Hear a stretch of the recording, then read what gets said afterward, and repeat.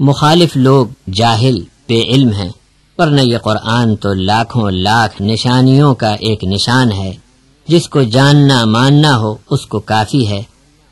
قرآن مجید کے نازل ہو جانے کے بعد اب کسی کو یہ کہنے کا موقع نہ رہا کہ خدائی ہدایت ہمارے پاس ہوتی تو ہم ہر کسی سے آگے بڑھ کر دکھا دیتے۔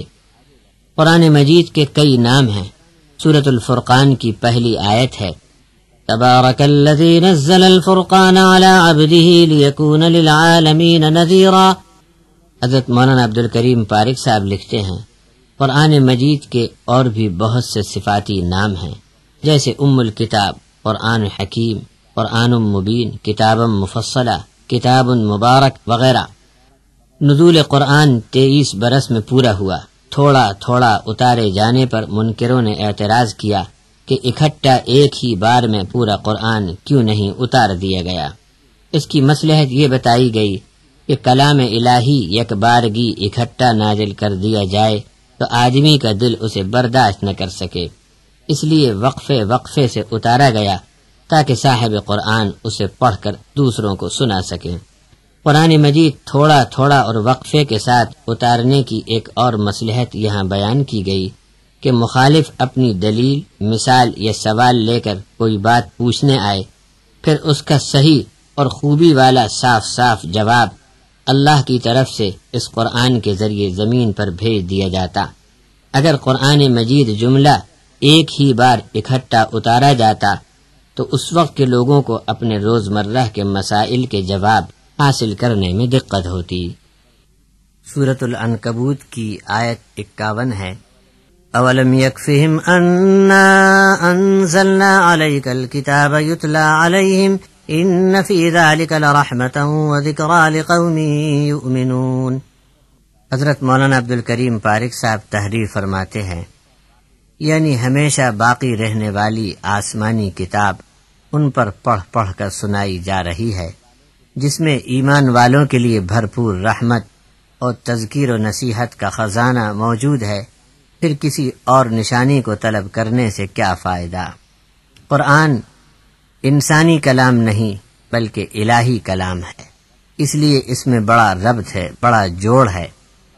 اللہ نزل احسن الحدیث کتابا متشابہا مثانیہ تقشعر منہ جلود الذین یخشون ربهم ثم تلین جلودهم وقلوبهم الى ذکر اللہ ذلك هدى اللہ یہدی به من یشاء ومن یضلل اللہ فما له من ہاد۔ سورۃ الزمر آیت 23۔ اس تعلق سے حضرت مولانا عبدالکریم پارک صاحب یہاں لکھتے ہیں یہ تاثیر ہے قرآن مجید کی، ایک بہت ہی حسین ترین کتاب جس کا ہر مضمون اپنے دوسرے مضمون کی تائید کرتا ہے۔ پورے کلام اللہ میں کسی بھی مضمون کا کسی دوسرے بیان سے ٹکراؤ نہیں، باوجود اس کے کہ یہ کلام 114 صورتوں کی شکل میں 23 سال کی مدت میں نازل ہوا، اور کلام میں کہیں بھی نظریاتی اختلاف نہیں، ورنہ انسانی تصنیف کا خاصہ یہ ہے کہ کوئی مفکر اپنی فکر اور نظریے پر کوئی تصنیف ترتیب دے کر ایک طویل مدت میں وہ خود ہی اپنے نظریے سے پھر جاتا ہے، اور دوسری تحریر اور بیان کے مقابلے میں تضاد پایا جاتا ہے، بلکہ کبھی تو اپنی پہلی بات کی تردید خود ہی کر دیتا ہے۔ غیر اللہ کی تصنیف پر یہ ایک ایسا داغ دھبا ہے جو اہل نظر کو نمایاں طور پر دکھائی دیتا ہے، لیکن قرآن مجید اس عیب سے پاک ہے۔ اس کی ایک آیت کا دوسری آیت کے مضمون سے ربط جڑا ہوا ہے، اور جو لوگ بھی اس پر ایمان لائیں گے ان میں اپنے رب سے خوف اور دل کے پگھل جانے کی کیفیت پیدا ہوگی، جس کا ظاہری اثر ان کے بدن پر بھی ہوگا کہ کلام سن کر یا پڑھ کر ان کے دل اللہ کے ذکر کی طرف مائل ہوں گے، اور بدن تھر تھر کانپ اٹھے گا اور رونگٹے کھڑے ہو جائیں گے۔ کسی کو اللہ تبارک و تعالی ہدایت سے نوازے، اس کا یہ ظاہر نشان ہے، جو چاہے ایمان لا کر قرآن سے تعلق پیدا کر کے تجربہ کرے اور دیکھ لے۔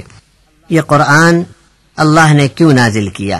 اس کی نزول کا مقصد سورہ ابراہیم علیہ السلام کی ابتدائی آیات کے تحت حضرت مولانا عبد الکریم پارک صاحب اس طرح بیان فرماتے ہیں۔